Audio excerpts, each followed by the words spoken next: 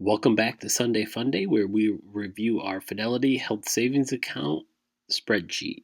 We opened our health savings account through Fidelity in 2020, and it's quickly becoming our favorite account. Today, we're going to review our deposits, our purchases, and our dividends received. As you can see, as far as our deposits go, we actually fully funded our health savings account on July 2nd, 2020, and we have not been able to deposit a single penny. The neat thing is, though, due to the dividends and everything, this is all the money we have received since we fully funded it, which is almost $40. For the month of December, though, we received 2 dividend checks for a total of $2.50. Total dividends for the year is $40.90. For me, this is why it's so important to have a health savings account that you can invest.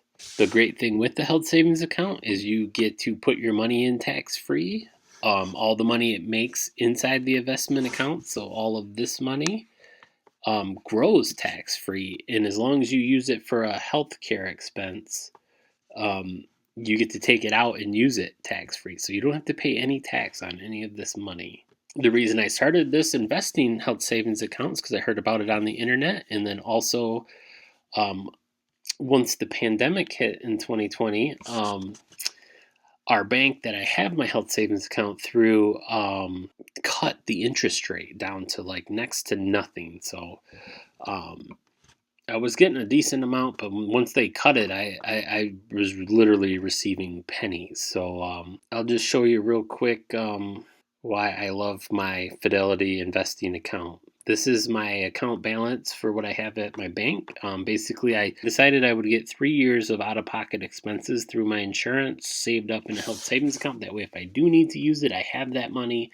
And from this point forward, I will just put all my money that I normally would put in my health savings account into my investing health savings account to see if I can grow that money.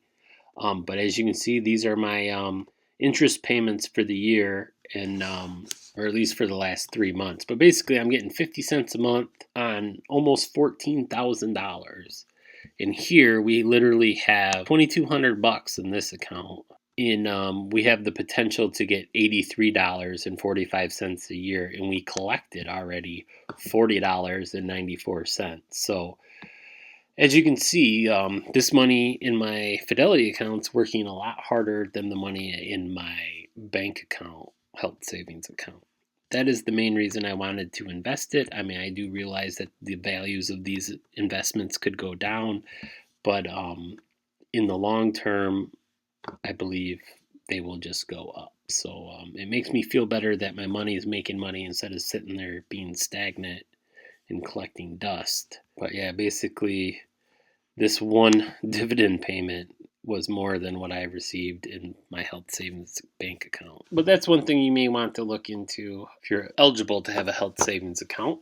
The good news is even if you do not use this for a medical expense when you're older, you basically only have to pay 20% capital gains tax when you do take this money out for non-qualified expenses. So it kind of turns into a secondary retirement account, but more than likely you're going to have healthcare costs when you get older or premiums that need to be covered.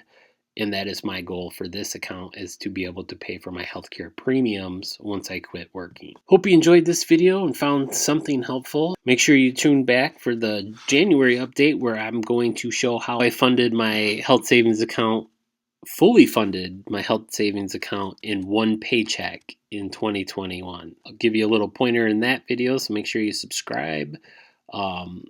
If you want to see the other investing portfolios we're doing in Sunday Funday, we have a Webull dividend portfolio, a Roth IRA through M1 Finance, the health savings account, which is this one, and the growth portfolio, also in M1 Finance.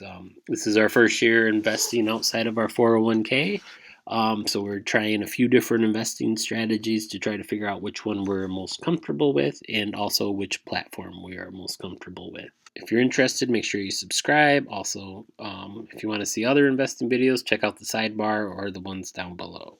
Thanks for watching.